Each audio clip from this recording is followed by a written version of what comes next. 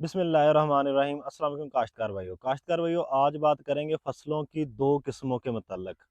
फसलों की दो किस्मों के मतलब बात हम ये करेंगे कि कौन सी खादें हैं दोनों किस्मों के लिए जो दोनों किस्मों के लिए बेहतरीन फ़ायदेमंद हैं, यानी कौन कौन सी खाद हम इन दोनों किस्मों में अलग-अलग इस्तेमाल करें तो ज़्यादा फ़ायदा ले सकते हैं। अब ये दो किस्में कौन सी हैं? एक वो किस्म है जिसमें आपकी जो फसल है वो फलदार होती है, यानी दाने वाली फसल होती है, जैसा कि गंदम, चावल, बाजरा, मकई वगैरह इस तरह की फसलें हैं। और जो दूसरी किस्म है वो है आपकी पत्ते वाली फसल, यानी जिसमें सिर्फ आपका पत्ता ही आपकी जो फसल है उसने बनाना होता है, फल नहीं लेना होता। जैसा कि आपकी बंद गोभी आ गई, आपका सलाद पत्ता है, जिसे आइसबर्ग भी कहते हैं, और इस तरह यानी मुख्तलिफ आपकी जो लेट्स की वैराइटीज़ हैं, यानी पत्ते वाली फसलें हैं।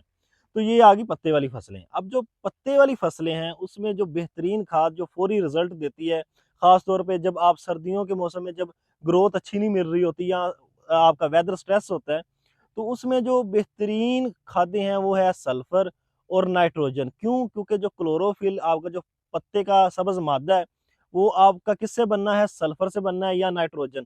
उसमें ये 2 बहुत अच्छी खादें हैं अगर आप अपनी जो पत्ते वाली फसल है उसको जल्दी ग्रो करवाना चाहते हैं, जल्दी तैयार करना चाहते हैं। ज़रूरत होती है फास्फोरस की भी, पोटाश की भी, लेकिन ये जो 2 खादें हैं ये ज़्यादा आपको क्विकली रिज़ल्ट देती हैं, इसकी मिकदार हमेशा ज़्यादा रखें। अब मुकाबले में अगर आप जाते हैं दूसरी फसलों पे, जैसा कि आपकी जो फलदार फसलें हैं, जैसा कि गंदम आ जाती है, चावल आ जाती है, आपकी मकई की है, बाजरे की फसल है, इवन कि गोभी की फसल को भी मैं उसी तरह काउंट करता हूँ, क्योंकि उसमें भी एक आपने फूल लेना है, फ्लावर क्रॉप है। फ्लावर क्रॉप भी एक कह लें कि दानेदार फसल की तरह ही होती है। तो उसमें क्या करते हैं कि उसमें हमेशा आपने पोटाश का और जो आपका फास्फोरस है, ये 2 खादों का वॉल्यूम आपने ज़्यादा रखना है बनिस्बत नाइट्रोजन के या सल्फर के। ज़रूरत उसमें भी है, सल्फर उसमें भी बहुत अच्छा किरदार करता है, क्योंकि सल्फर भी आपका बड़ा अच्छा रिज़ल्ट देगा जब आप डालेंगे उसमें। आपके अच्छे तेल की जो वॉल्यूम है वो बहुत ज़्यादा बढ़ा देता है तेलदार फसलों में, जैसा कि आप सरसों वगैरह में बात कर लें। तो हमेशा ये 3 खादों का वॉल्यूम ज़्यादा रखना है आपने नाइट्रोजन की निस्बत, और आपको रिज़ल्ट ज़्यादा मिलेगा। यानी हमेशा जब आप फलदार फसल पे जाते हैं तो आपने कोशिश करनी है फास्फोरस और पोटाश पे ज़्यादा खर्चा करना है, तीसरे नंबर पे आपने सल्फर पे खर्चा करना है, और चौथे नंबर पे आपकी यूरिया आती है। तो इस तरह हमेशा जो आपकी खाद का तवाज़ुन है वो बरकरार रखें, फिर आपकी जो पैदावार है वो जल्दी भी आएगी और ज़्यादा भी आएगी।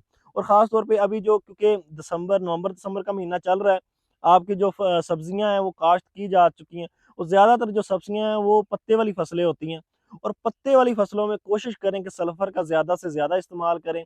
एक तो आपका जो वेदर स्ट्रेस है, आपका जो मौसमी दबाव है, उसको बड़ा अच्छा बर्दाश्त करेगी फसल, और साथ आपने कोशिश ये करनी है कि अमाइनो एसिड के स्प्रे भी लाज़मी करने हैं, क्योंकि इसका बहुत फ़ायदा होगा। ख़ास तौर पे अगर आप बागात की बात कर लें, जो अमरूद के बागात हैं, उसमें भी बहुत ज़्यादा स्ट्रेस आ रहा है। अगर हल्दी की फसल की बात कर लें, हल्दी पर भी इस टाइम पत्ते येलो हो रहे हैं बहुत जल्दी, और इसी तरह जो सब्जियाँ हैं वो इतनी जल्दी ग्रोथ नहीं कर रही। तो आपने कोशिश करना है सल्फर का ज़्यादा से ज़्यादा इस्तेमाल करना है। जज़ाकल्लाह।